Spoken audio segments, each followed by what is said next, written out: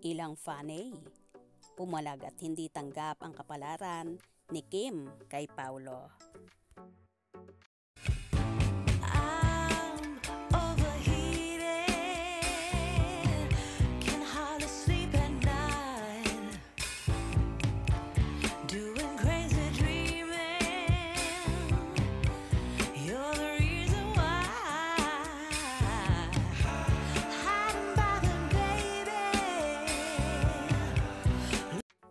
Bilib naman kami kay Kim Chiu, cause may dalawa siyang grupo ng fans, isang Kim C, Kim Chiu Sian Lim, at isang Kim Pao, Kim Chiu Paulo Avellino, plus sarili niyang fans.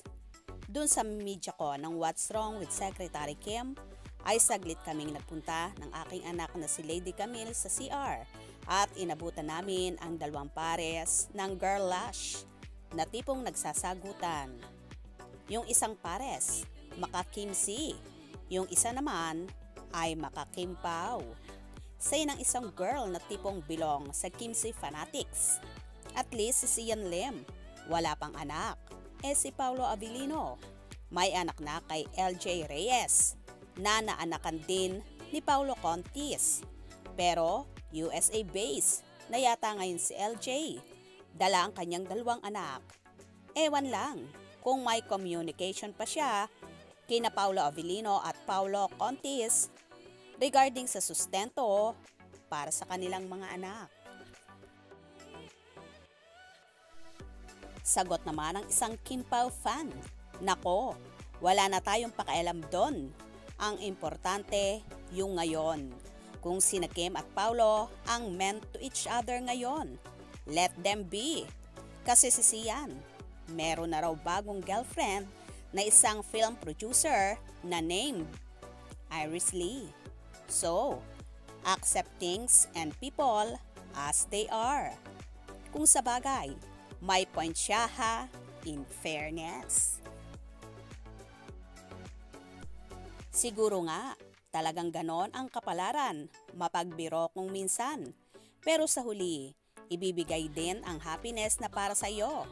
Tulad ni LJ na kasal na sa negosyanteng si Philip Evangelista. Ang may connect na say ni Doña Lolit Solis na nabasa naming report niya sa isang tabloid. Well, kanya-kanyang katwiran ika nga at kanya-kanyang happiness in life.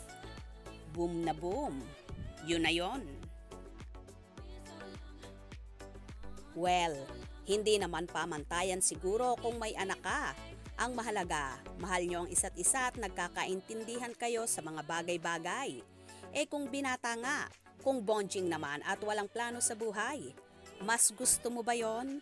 Or may anak nga, pero responsable namang tao at gagawin lahat para lang mapasaya ka at mapanindigan. So, san ka pupunta?